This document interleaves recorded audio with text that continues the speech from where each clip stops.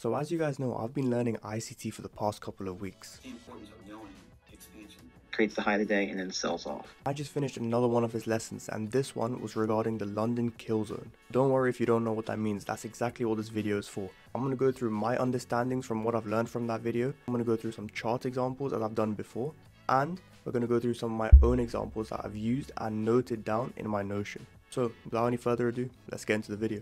So as ICT says, the London Killzone is a specific pocket of time, and that's basically between 2 AM and 5 AM New York time, which is basically 7 o'clock and 10 o'clock, 7 AM, 10 AM London time.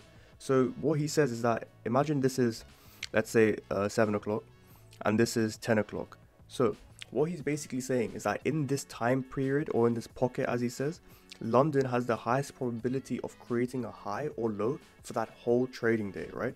So if price is coming in here from the previous day, right, it enters this specific pocket, which he calls the London Killzone.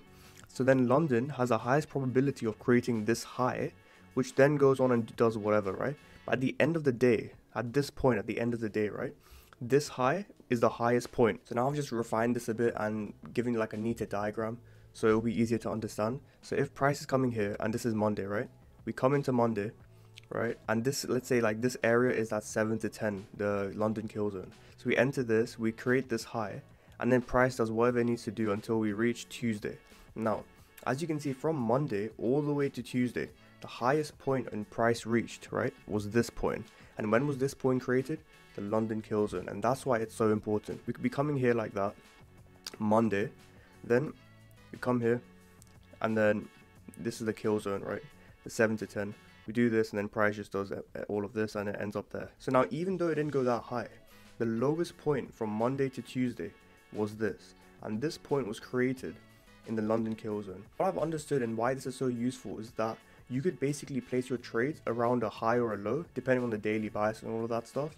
But knowing that London and the 7 to 10 London Killzone has a high probability of creating the low or the high for that entire trading day, is that you could create a trade, and you could put your stop loss all the way underneath this low, knowing that this low has a very a high probability of staying the low for the entire trading day. So you could keep the stop loss under this low and be pretty much safe. Obviously it's not going to work 100% of the time, it's not a perfect science, but it's a really high probability, and that's why I think the London Killzone is so powerful and why so many people use it. And I'm definitely going to be using it because not only does it match my timings for when I'm going to trade, however it also is such a powerful tool when you think about it. I'm going to show you some more examples that I've actually noted down on my Notion, so let's get into that. Quickly, I just want to stop the video and say thank you so much for the support you've shown on my last video, which is right there. This is another ICT video. The amount of support and the amount of comments I've got from it, it means so much, and it's really nice to know that whatever I'm saying is helping you guys, and we're all in this together, so let's all grow together and be the best traders we can. Oh, and make sure to like this video so this video can get across to more people just like you who want to learn trading and ICT stuff. Thank you guys so much. Let's take a look at this. So as you can see, there's these vertical lines I've done here, and these boxes are basically the Asian session. So these vertical lines are basically the trading days. So now you can see this was one trading day, and this was another, this end of this trading day. So between this point and this point, this was the high of the whole day, right? And this was created at 8:15 on a Thursday. So that just shows 8:15, the 7 to 10, right? Between that gap, it was created, the high of the day. Let's look at another example. 10 o'clock, right? 7 to 10.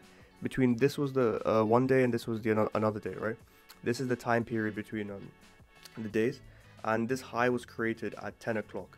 For the whole day, this was the high. So if I had a trade, let's say I entered right there, stop loss above this high. Now I've got pretty much like a high probability that this high could be the high of the whole day, which it ended up doing. So check this out, 8 o'clock again, Friday. Start of the day, end of the day. Between this, the highest price was this. When was this created? 8 o'clock Friday.